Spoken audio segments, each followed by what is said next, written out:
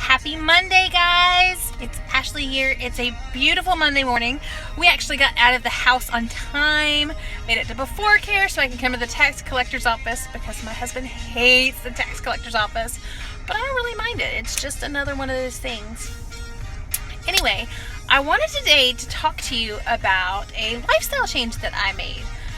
For those of you who don't know, over Lent, over Easter, I decided that instead of giving up my usual chocolate or, just that one thing that I was going to forgo for those 40 days, I went vegan.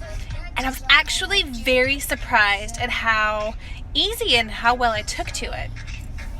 I felt amazing even after just the first week. And for those of you that don't exactly know maybe what vegan is, because I didn't at first, vegan is very different from vegetarian. A vegetarian forgoes meat. No chicken, no beef, no pork. Sometimes they will eat fish or seafood. A pescatarian eats just fish or seafood. But a vegan, per se, gives up all animal byproducts. That means for 40 days I had no meat of any kind, no pork, no fish, no any of that. Also, you can't have any dairy. That means no cheese, no milk, no yogurt, which was a really big one for me. There were no eggs. There was nothing that came or was made by an animal. And it even goes as far for a lot of vegans as they don't even consume honey, because honey is a product made from bees. So that was one that was even harder for me to stomach, because one of my favorite go-to snacks was a bowl of fruit with plain Greek yogurt and honey drizzled on top. So I was like, oh my goodness, what am I going to do?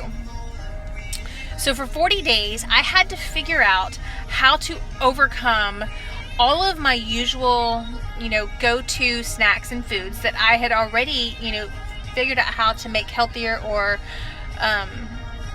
incorporate into my new lifestyle of, portion control, moderation, just eating those healthier foods that are better for you.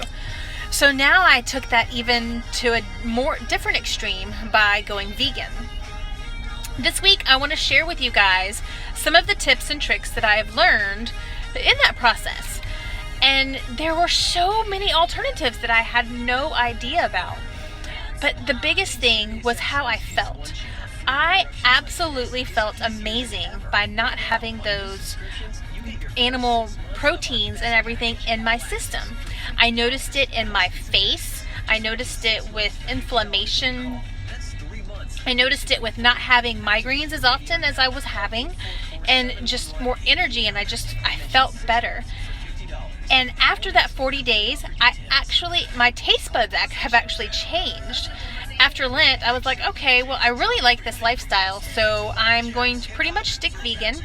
But if I want to, I'm going to have that occasional steak or burger, or, I'm not going to just limit myself. I'm just going to enjoy the benefits that my body likes from it, but I'm still going to, here and there have my special treats.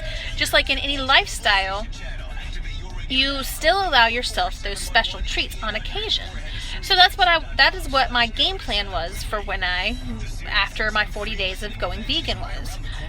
And what I have found is that I really don't like the taste of it anymore. Last night I made a pot roast for my kids, and pot roast used to be one of my all-time favorite comfort foods. That stringy, moist, fall-apart roast over toast, maybe some potatoes and, the juices on it. I couldn't do it.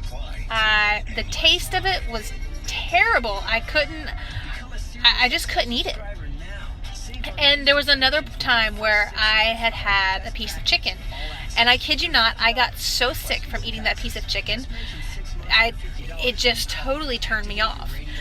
And so the point is that I didn't give up vegan because of, for whatever reason other than it was an experiment to get to see how my body felt. It was a sacrifice that I was making over Lent for my faith. And when I got done, my body had loved it so much, and my taste buds actually changed. And they say that your taste buds will change based on your diet. If you cut out certain things, after a certain period of time, you won't really care for them. And I find this to be so true. 2 years ago, I gave up my Diet Coke addiction, and because I was so crazy, I was addicted to Diet Coke. I had one when I got up. I had one constantly all throughout the day. And I cannot put the stuff in my mouth anymore. It is so sweet and so nasty, and it makes me want to gag every time I try to drink it.